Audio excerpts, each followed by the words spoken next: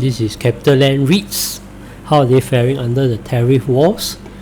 Alright, so just a disclaimer, I'm not a financial advisor and none of this is financial advice.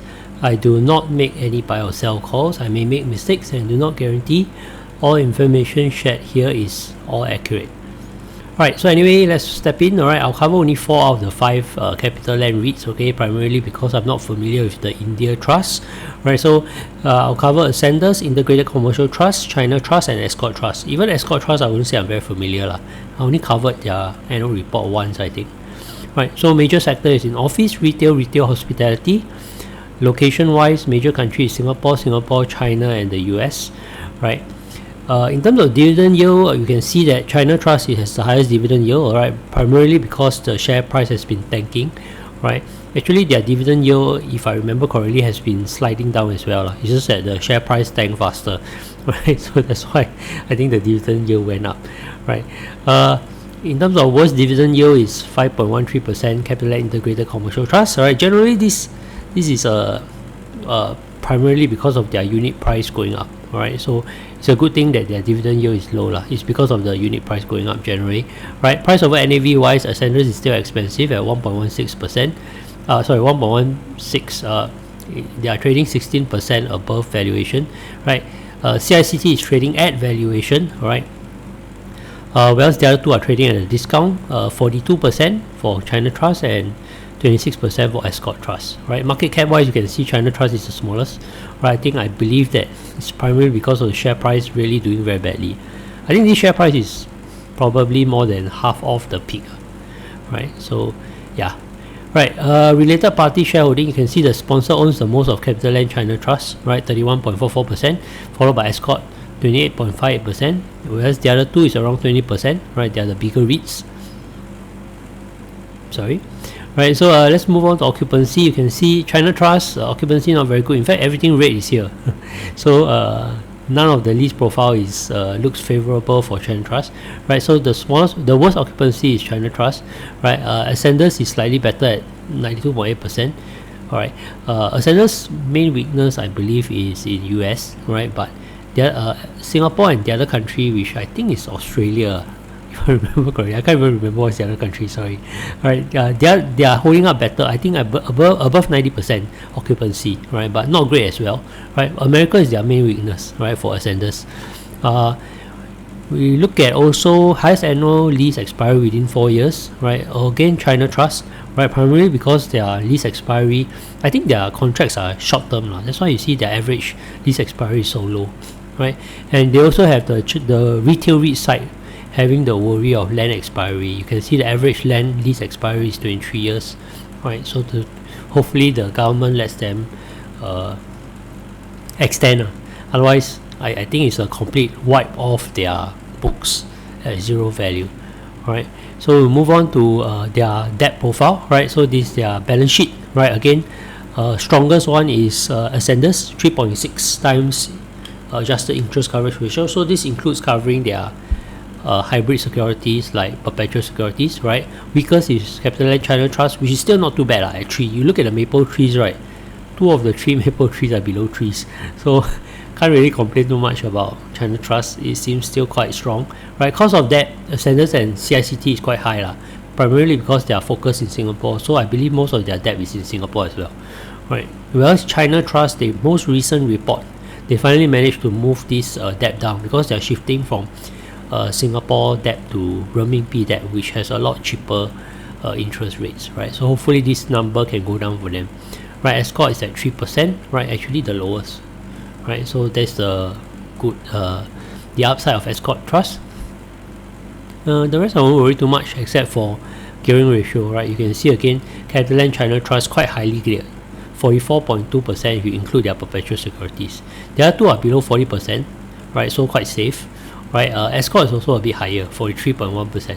Right, so you can see why these two are trading at a lower valuation. They have higher risk profile. One of the reasons, anyway. Alright, so number of properties, you can see Ascendas 229. That's a lot of properties, right? CICT 27. China is 18. Ascendas is also very big, 100. Right, if you look at Ascendas, right, I can barely keep track of their properties because just too many. So you just have to look at how their properties perform as a overall, and also look at the sectors rather than individual properties, right? So spread over many countries, right? China Trust is only in China, right? Escort also spread over many countries, right?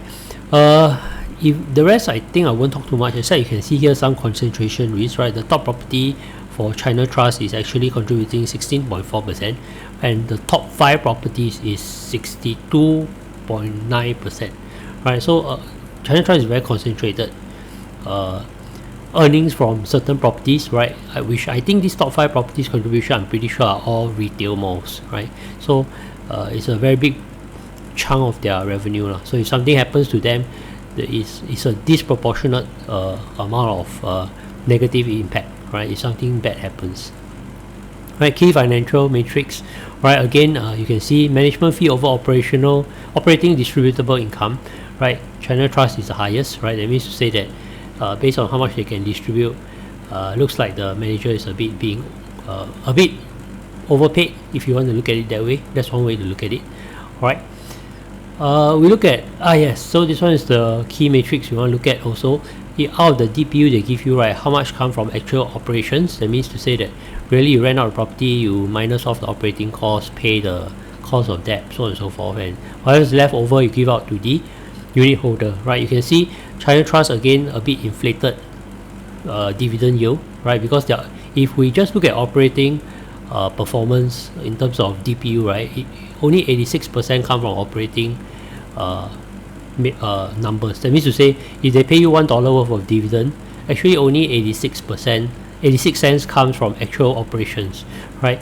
The other percentage, right, actually more or less comes from this. They actually have to produce more Capitaland China Trust units, right, shares, right, to pay the management, right? When normally you should consider management part of management fee as part of operational cost lah. At least that's how I feel lah, right? Because in this case, right, when you pay in units, number one, you create more units. That means in the future dividends will be spread over greater number of units, and generally shareholders get diluted over the long run, right? So this is like kicking the can down the road, right? You can see the other ones like Ascender is very low, right? CICT is a bit higher, right, but still manageable lah. Okay, then Escort is at 11.5%, right? So Escort also not, I would say operating distribution proportion, right?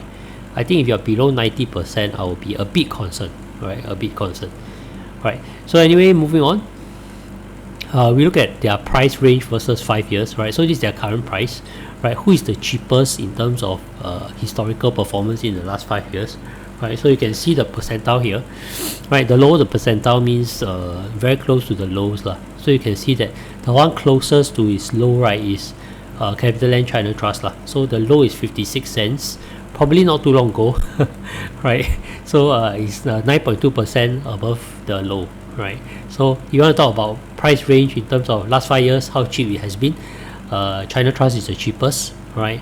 Actually CICT is doing decently lah currently, the price wise. Ascender is doing okay also, right? We move on to dividend yield, right? In terms of dividend yield, who is cheap, right? Again, I think if we look at this, the percentile is not very obvious because it's not very close to its maximum lah, right? So it's cheap if it's close to its maximum, right? The one that is closest to the maximum is Escort, right? But Escort hasn't been performing well the last 5 years, in my opinion. Yeah, one of my readers, or not readers, listeners, I think Robert always shares about the fact that he's very disappointed with the Escort performance, I think over the last 5 years or so, right? So I think what he says has some point, right, to it, right? So sometimes you look at this, it looks cheap because it's close to the high, right? But if they haven't been performing the last 5 years, then maybe this is not a very impressive performance. It could be the share price never move up, right? Yeah, or it could have moved down. So you look at price over NAV, right? The cheapest one again is China Trust, right? For obvious reasons that we have discussed, right? CICT does not look cheap, right? So with that, I think that roughly covers the Capitaland REITs, right? In terms of Tariff Wars, I'll just share some things that I've been reading up lately. It appears that it isn't China that has been selling the 10-year US Treasury bonds, right? because I think someone digged up the numbers and realized that actually the amount of 10-year treasury went up. So the reason why the treasury bond yield spike, right, is something else lah. It's probably a loss of confidence in the US dollar, which is not very good for the US lah in general. How long will the tariff wars move on for? I don't know, but looking at the current situation now, I think the odds of recession have increased significantly because of the fact that this tariff wars, right, if you look at it carefully, right, no deal has been struck. Okay, Trump is trying to move manufacturing back to US, but I don't see any big companies actually making a declaration that they are going to build some big factory in the US because of the tariff war, simply because nothing is fixed at this point lah. I don't think anybody has trust in what is the norm going forward, and because of that, right, businesses will be more conservative and they will cut their capex, right? So cutting capex means that there's less expenditure. People who build buildings, and people who sell raw materials, all these people are going to get affected down the line. That means to say their business won't be so good moving forward, right? So it is quite expected that when spending drops for business, right, I think GDP will drop, and I think likely the recession will follow lah, because of the dragging out of these tariff wars, and that this, even if eventually the tariffs are very insignificant or is the lowest possible tariff that we can imagine, like maybe 10% is the best case we can hope for at this point, right? Even if that's the case, I think that just because of the uncertainty around what the actual tariff is going to be, right, even if the best case 10% comes about, there will be a delay in capex spending, and that will lead to high likelihood of recession, right? So this is not financial advice. Please don't buy or sell based on what I say, right? Macro is very, very unpredictable, right? So I'm just sharing what I've learned lately and what my thoughts are. All right, with that, thank you for listening. All right, thank you. Have a good day.